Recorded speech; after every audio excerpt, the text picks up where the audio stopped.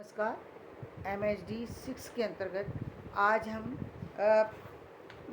प्रमुख प्रवृत्तियों के अंतर्गत काव्य संबंधी पुरानी अवधारणा में बदलाव इस विषय पर चर्चा करेंगे। तो पहली कौन सी प्रवृत्ति है पुरानी अवधारणा में बदलाव। इन नए रचनाकारों ने काव्य से संबंधित पुरानी अवधारणा से असहमति व्यक्त करते हुए काव्य चिंतन की प्रवृत्ति को खुलकर बढ़ावा दिया।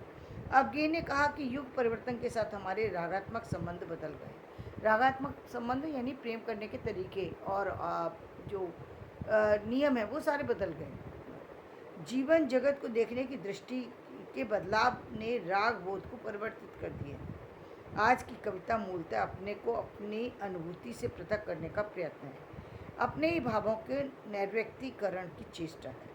तो उन्होंने क्या बताया, देखिए पहली बात कि उन्होंने कैसे बदल गए कि देखिए पहले जब प्रेम करते तो प्रेम का कोई स्वरूप नहीं होता। प्रेम किसी को भी देखा किसी खास चीज़ को अपने मन के अंदर कोई धारणा बना करके हम किसी व्यक्ति विशेष को नहीं देखा करते थे और उसके अनुकूल यदि वो व्यक्ति है तो हम उससे प्रेम करें, ऐसा प्रेम के विषय में नहीं जो इस तरीके के प्रेम की अभिव्यक्ति नहीं होती थी।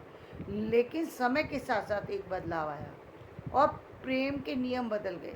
अब प्रेम करने के लिए कुछ खास चीज़ों का होना ज़रूरी था। यानी पहले किस चीज़ का आया, सुंदरता का होना। सुंदरता का होना प्रेम के लिए ज़रूरी है। यदि प्रेम सुंदर व्यक्ति है तभी उससे प्रेम हो सकता है। फिर उसके बाद थोड़ा बदलाव आया तो शिक्षा हो तब हो सकता है। शिक्षा के साथ साथ थोड़ा दहेज हो तो हो सकता है। ठीक उसी तरीके से एक जो लड़की थी उसके सोचने के ढंग में बदलाव आया। पहले वो किसी को भी देख कर के प्रेम कर सकती थी, लेकिन समय के साथ साथ बदलाव, जीवन ने बदला और अब उसको सुंदर व्यक्ति चाहिए, अब उसको सर्विस क्लास व्यक्ति चाहिए, सर्विस में भी पर्टिकुलर सर्विस चाहिए, पर्टिकुलर इनकम चाहिए। ये प्रेम के बदलने के स्वरूप हैं। इसको आज का प्रेम माना जाता है। ये प्रेम कहाँ तक प्रेम है ये अलग बात है, लेकिन प्रेम करने के तरीके में बदलाव निश्चित रूप से हो, ये कहा जा सकता है। और यही यहाँ ये तो मैंने सिर्फ बताया पति पत्नी का संबंध के बारे में। इसके अलावा भी जो हमारे आत्मिक संबंध हैं उन संबंधों में भी एक बहुत बड़ा बदलाव हुआ। प्रेम संबंधी होते हैं ना सारे, जो रिश्ते से अन्य रिश्तों में जो संबंध होते हैं वो भी प्रेम संबंधी कहे जाते हैं, लेकिन उन रिश्तों में बहुत बड़ा बदलाव जो है वो आ गया।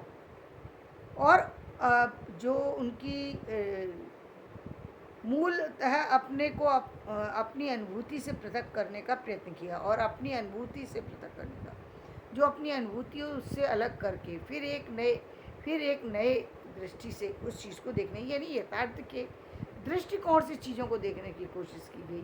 पहले यथार्थ का दृष्टिकोण कहीं होता ही नहीं था प्रेम के बीच में।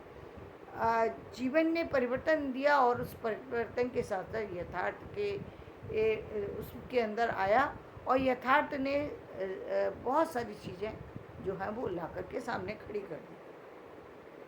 कविता आत्माभिव्यक्ति नहीं है, आत्म से पलायन है।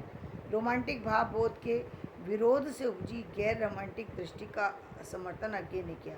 जगदीश गुप्त ने कहा कि कविता सहज आंतरिक अनुशासन से मुक्त व अनुभूति जन्य सघन लयात्मक शब्दार्थ है, जिसमें सह अनुभूति उत्पन्न करने की यथेष्ट क्षमता निहित रहती है। इस बात पर आपत्ति उठाते हुए नामवर सिंह ने कहा कि नई कविता के संदर्भ में जगदीश गुप्त का विचार अपर्याप्त है। वे इस बात को भूल गए जिसे नई कविता ने हिंदी काव्य परंपरा से जोड़ा है। इसलिए अनुभूति तो डॉक्टर गुप्त को याद रह गई, सृजनात्मकता भूल गई। और तो उन्होंने कहा कि डॉक्टर जगदीश गुप्त को ये तो याद रहा कि अनुभूति जो है वो महत्वपूर्ण है, लेकिन ये अनुभूति से भी ज़्यादा महत्वपूर्ण है सृजन करना। यानी कविता विषय तो है ही उसमें महत्वपूर्ण, इसको तो कहा ही है, लेकिन उसको सृजनात्मक रूप से उसके कलेवर को जो है प्रस्तुत करना, ये भी एक महत्वपूर्ण बात होती है। जिसका पहले जो कवि थे वो उसका अध्ययन करते थे, तब एक कविता की रचना होती थी। ए, बिना उसके अध्ययन के जो आज जो लोग कविता लिखते हैं, ठीक है, कविता भावना की चीज़ है, भावना से अभिव्यक्त होती है, ये सारी बातें अपनी जगह ठीक है। लेकिन किसी भी चीज़ में मास्टरी करने के लिए तो मास्टरी करने के लिए तो सारे अध्ययनों की आवश्यकता होती है। जैसे एक सामान्य सभी व्यक्ति जानते हैं कि फीवर होता है, फीवर में क्रोसिन दे दी जाती है, लेकिन सब व्यक्ति डॉक्टर तो नहीं कहे जा सकते हैं। क्यों नहीं कहे जा सकते?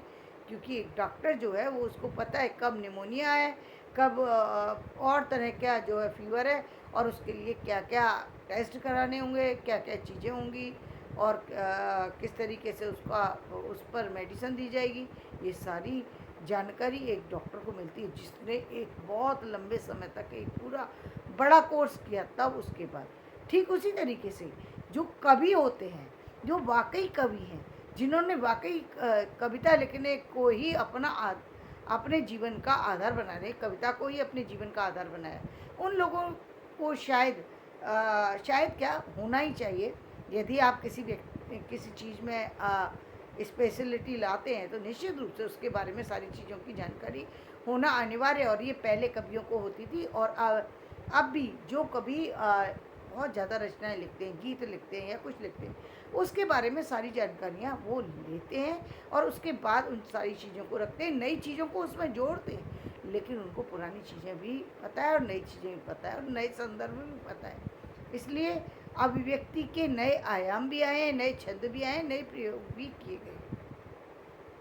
अनुभूति की जटिलता और भाव संप्रेषण की समस्या को नई कविता के सभी कवियों ने बार बार उठाया। केदारनाथ सिंह ने कविता को एक विचार, एक अनुभूति, एक दृश्य और इन सब का कलात्मक संगठन मानकर ब्रह्म सिद्धांत का संकेत दिया। अंत में विजय देव नारायण साई ने काव्य संवेदना की बदली हुई प्रवृत्ति के कारण का संकेत देकर कहा कि नई कविता की बहसों में ये मान्यता अंतर्भूत रही है, न सिर्फ कविता का कलेवर बदला है बल्कि गहरे स्तर पर काव्य अनुभूति की बनावट में भी अंतर आ गया। तो धन्यवाद। आज का विषय मैं यही समाप्त करती हूँ। कल हम फिर नए विषय के साथ फिर कल मिलेंगे।